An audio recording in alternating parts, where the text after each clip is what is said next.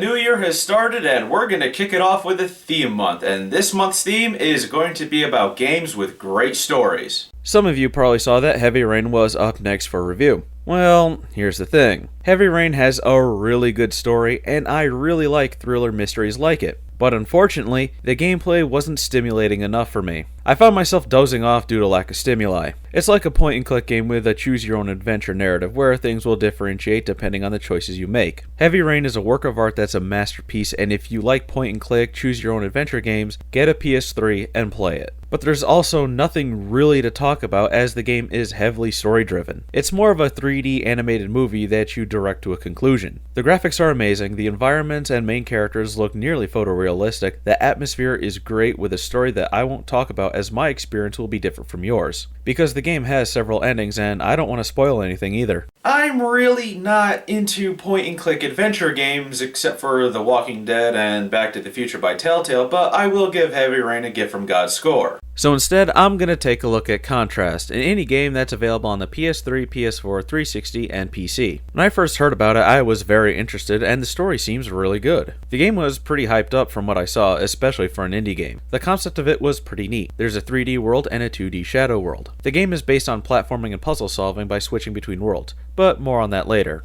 Graphically speaking, the game doesn't look that good for a PS3 title. I played it on the PS4 for a bit at GameStop and it looked a lot better. For the PS3 version, the game is presented at a 720p resolution, which doesn't help as some things get pixelated, especially when in the shadow world and a camera zooms out really far. From what I've seen, others who reviewed this game have either done the PC version or the PS4 one, and it looks much better on those platforms. Artistically speaking, the game looks amazing. The game world is, for a lack of a better term, otherworldly. When you start out in the areas, it looks like your typical steampunk vaudeville art style, but as the game progresses, you see that the game world is set in some weird dimension, where the world is broken and floating in a massive void, where the roads twist about and go under the asteroid-like objects that the buildings are set on. It's a very interesting world to look at, and the presentation is awesome. The only characters you actually see are Dawn and Dee Dee. All the other characters are in shadows.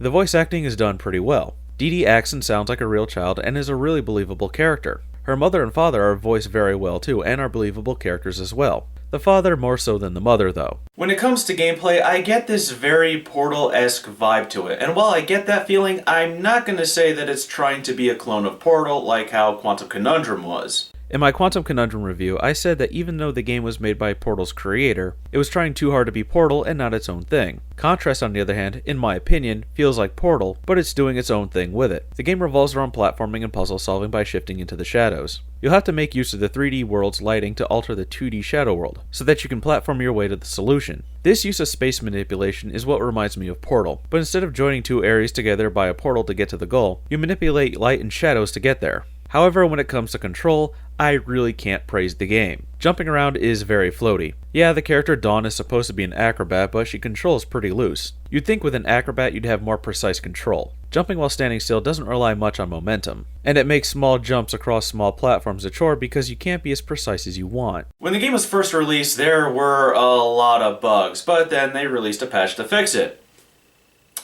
They need to release another one. I got the game after the latest patch. Not sure if it's the first or not, but there's still bugs that need squishing.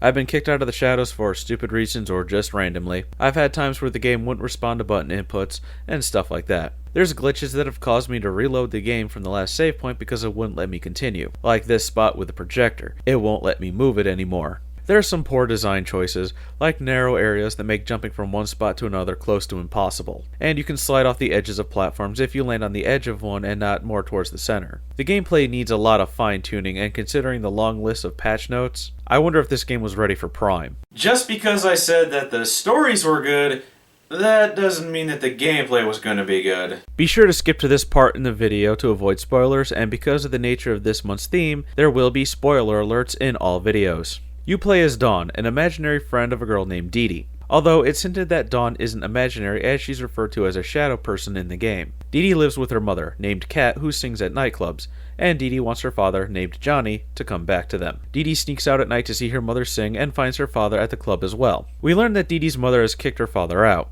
He's not a bad guy. He has his heart in the right place, but he makes bad choices, which usually involve mobsters and loan sharks. He was thrown out because his choices endangered his family, but he wants to make things right. He wants to make money legitimately. but is using illegitimate means to go about it. He's starting a circus and manages to book a famous magician, who goes by Vincenzio. But Johnny's investors want to see the act, but the magician won't allow anyone to see it. So Dee Dee helps behind the scenes to get a film of the magician's act, so that way her father can show his loan shark investor. It's revealed that Johnny is not Dee Dee's biological father, but Vincenzo is, and he wants nothing to do with her. At this point in the story, you're really rooting for Johnny to succeed. I really started to feel for the guy. Even though he's not Dee Dee's real father, he wants to be there and admits that he'd rather be dead than be without Kat and especially without Dee Dee. He loves them unconditionally and is at the end of his rope with nothing to lose. The circus is everything, and if it fails and he loses Kat and Dee Dee for good, it's hinted that he'd kill himself. While the circus is in danger of failing, Dee Dee and Dawn manage to fix the attractions, and the circus is a success and Johnny moves back in permanently. Vincenzio disappears into the shadow world and thanks Dawn for looking after Dee Dee. Vincenzio hints at other dimensions existing, so Dawn is more than likely real, but from the shadow world, as is Vincenzio, so the ending leaves a lot to your own interpretation. Is Dawn a relative of Dee Dee's? Or is it possible that Dawn is Dee Dee's real mother, because they do look very similar? And Vincenzio and Dawn sent Dee Dee to live outside the shadow world because it's too dangerous there.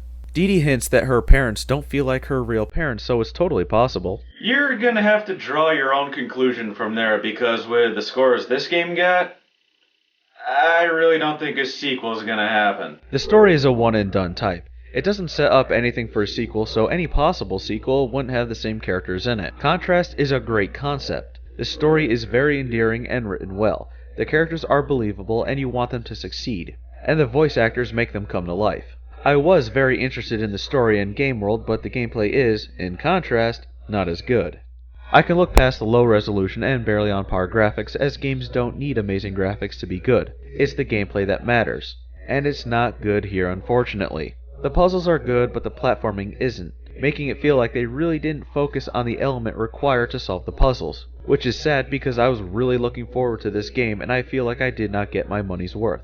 Because I really did want to love this game. It feels like it was rushed out the door to be out in time for the PS4 launch, which I hear the PS4 version is the better one. The game lacks polish and needs some serious refinement. If you feel the need to play it, just get it at a discount because the concept, story, and unique charm just aren't enough to carry it.